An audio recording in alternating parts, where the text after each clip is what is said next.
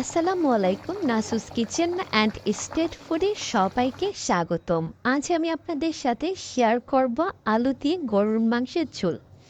তো এই রেসিপিটা আজ আমি একটু অন্যভাবে রান্না করে দেখাবো। তো তার জন্য আমি প্রথমে নিয়ে নিয়েছি তেল চর্বি সহ গরুর মাংস ১.৫ কেজি পরিমাণ আমি ধুয়ে এখানে পরিষ্কার করে নিয়েছি।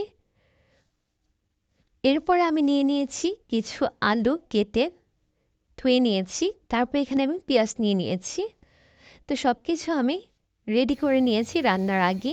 এবার আমি কড়াইয়ের মধ্যে তেল দিয়ে তার মধ্যে আমি দিয়ে দিলাম কিছু তেজপাতা, দারচিনি, এলাচ, ৫-৬টা গোলমরিচ আর দিয়েছি কয়েকটা শুকনো মরিচ কেটে।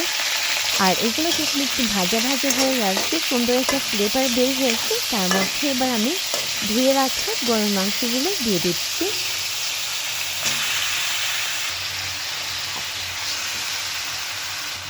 ফার্স্টের দিকে চুলার আঁচটা লো ছিল, তো এই পর্যায়ে আমি চুলার আঁচটা মিডিয়াম করে দিয়েছি। সবগুলো মাংস দেওয়ার পরে এবার আমি নেড়ে চেড়ে দিচ্ছি। আর এখানে চর্বি সহ মাংস আগেই বলেছিলাম, তো এই মাংস থেকে যথেষ্ট পরিমাণে তেল উঠবে। আর ফার্স্টের থেকে আমি তেলটা একটু অল্পই দিয়েছিলাম, কারণ চর্বিতে তো যথেষ্ট পরিমাণে তেল আছে। আর মাংসটা দেখুন অনেকটাই সিদ্ধ হয়ে আসছে, তো এরপর যে অনেকটাই পানি উঠেছে, বেশ কিছুক্ষণ সিদ্ধ হওয়ার পরে আরও পানি উঠবে। তো এভাবে আমি নেড়ে ছেড়ে দিচ্ছি প্রায় ১০ মিনিট ধরে। আর এভাবে মাংসটা রান্না করলে দেখা যায় মাংস থেকে একটা ভাজা ভাজা ফ্লেভার আসে, খেতে দারুণ লাগে। কিন্তু মাংসটা কিন্তু ভাজা ভাজা করবো না, মাংসটা একদম জুসিনেসটা বজায় থাকবে। কিন্তু জাস্ট একটু যাতে ফ্লেভার হয় তার জন্য এভাবে রান্না। এই ফ্লেভারটার কারণে মাংসটা খেতে দুর্দান্ত লাগবে। তো এই পর্যায়ে আমি এখানে দিয়ে দিচ্ছি স্বাদ মতো লবণ, ১.৫ চামচ পরিমাণ লাল মরিচের গুঁড়া, ১ চামচ পরিমাণ হলুদের গুঁড়া, আধা চামচ ধনিয়া গুঁড়া, আধা চামচ জিরা গুঁড়া।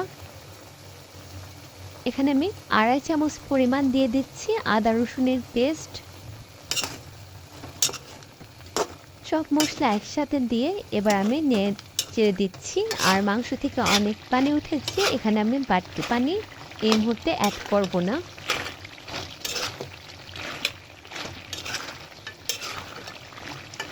তো অনেকক্ষণ আমি নেড়ে চেড়ে কষিয়ে নিলাম। তো এই পর্যায়ে আমি ঢেকে দিলাম প্রায় ৬ মিনিটের জন্য। ৬ মিনিট পরে আমি মাংসটা নেড়ে চেড়ে দেওয়ার পরে আমি কিন্তু এখানে পেঁয়াজটা অ্যাড করব।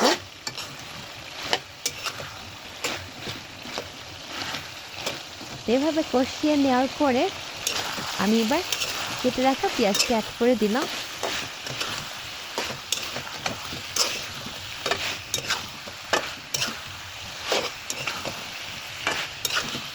তো পেঁয়াজ দেওয়ার পরে আমি আরও কিছুক্ষণ নেড়ে চেড়ে কষিয়ে নিচ্ছি। তো ভালোভাবে যখন পেঁয়াজটা মাংসের সাথে মিক্সড হয়ে গেছে, ওই পর্যায়ে আমি ঢেকে দিলাম ১০ মিনিটের জন্য।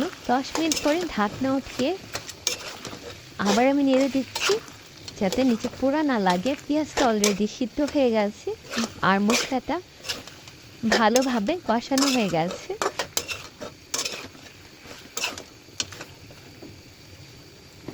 তো এবার আমি না ঢেকে অনেকক্ষণ পর্যন্ত কষিয়ে নেওয়ার পরে এবার আমি কেটে রাখা আলুগুলো দিয়ে আবার নেড়ে চেড়ে নিচ্ছি যাতে আলুর গায়ে মশলাগুলো ভালোভাবে মিক্সড হয়। তো এই পর্যায়ে আমি ঢেকে দিলাম।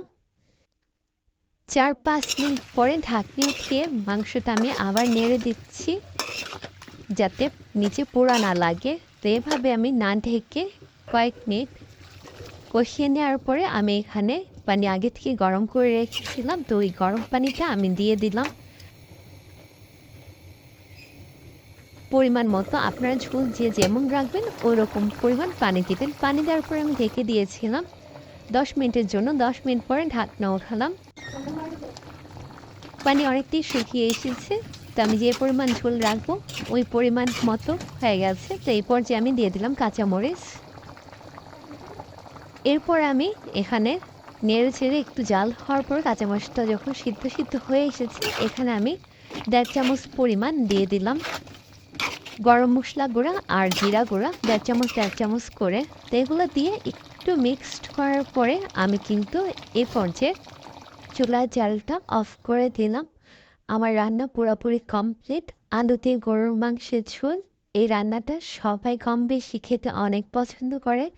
আর এই সহজ রান্নাটা আমার শেয়ার করার একটাই কারণ, যারা নতুন রাঁধুনি আছে বা যারা ব্যাচেলার, তারা যাতে দেখে খুব সহজেই রান্না করতে পারে।